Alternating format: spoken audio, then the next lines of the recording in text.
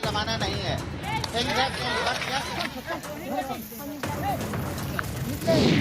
दरिंदगी पर बवाल, खाकी पर सवाल।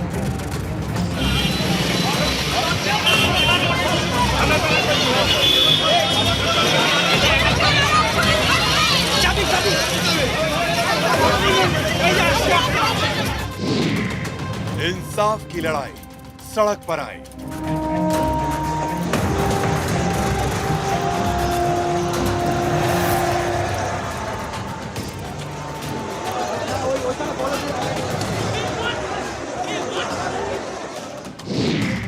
बिहार से बंगाल तक न्याय मिलेगा कब तक?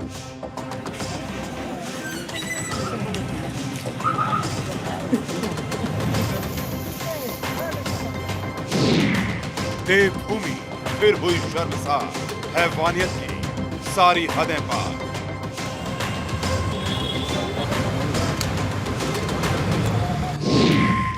दरिंदगी पर आक्रोश, गुनाह में कितने सफेद पोश। किया गया है।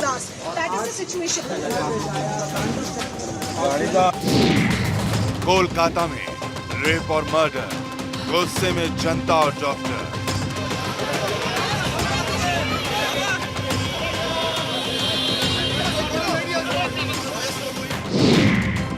कोलकाता में सीबीआई आई, सबूत मिटाने लगे दंगाई।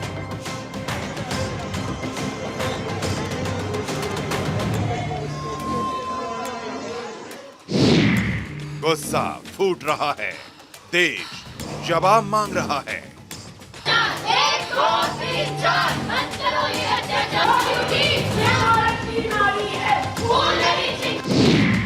निर्भया, हम शर्मिंदा हैं, तेरे राक्षस जिंदा हैं।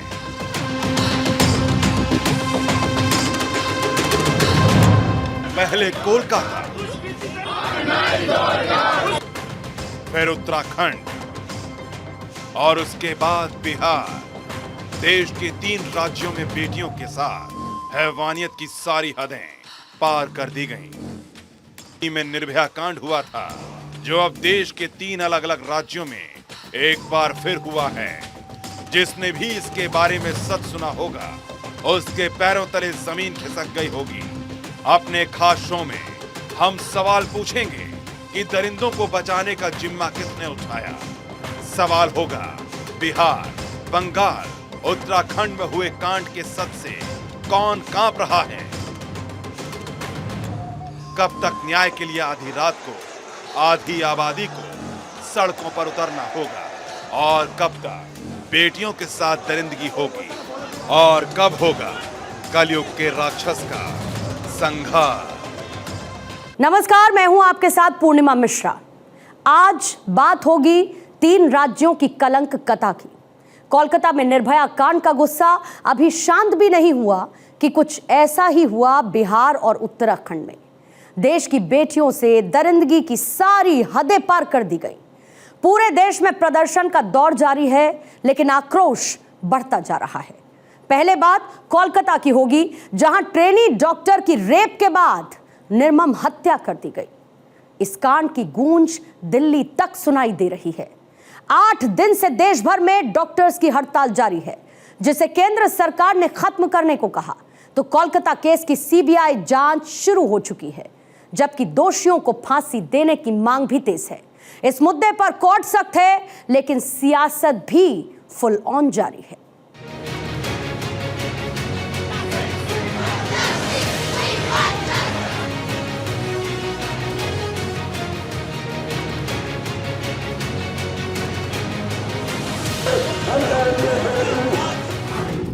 कोलकाता में हैवानियत, देश में हंगामा।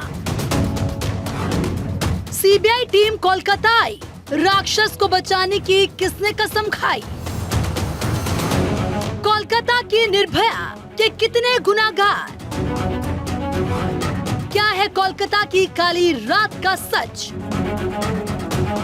कोलकाता के RG Kar medical college and hospital में एक ट्रेनी डॉक्टर की बेरहमी से हत्या के बाद पूरे देश में उबाल है। देश भर में डॉक्टर्स प्रदर्शन कर रहे हैं।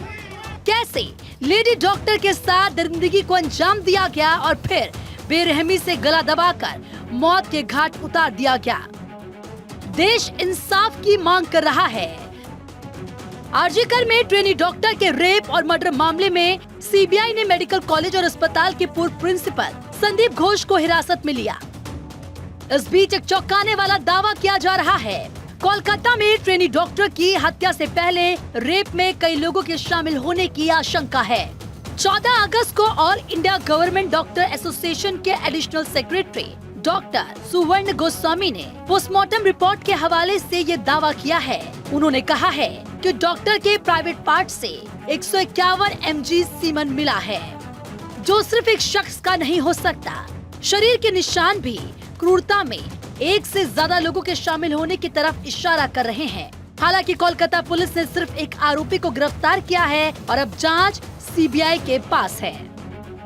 मामले में हम लोग 25 लोगों को अरेस्ट कर चुके हैं और इन जो 25 लोग जो अरेस्ट हुए हैं, ज़्यादातर उनमें से ज़्यादातर लोग जो हैं हमने बेसिकली वीडियोग्राफ और फोटोग्राफ्स जो हैं सोशल मीडिया के जरिए लोगों तक पहुंचाए थे। उन बहुत से साधारण लोगों ने हम लोगों को ये खबर दी, उनके बारे में बताया, तो उस बेसिस पे ये लोग अरेस्ट हुए हैं, ज़्यादातर लोग।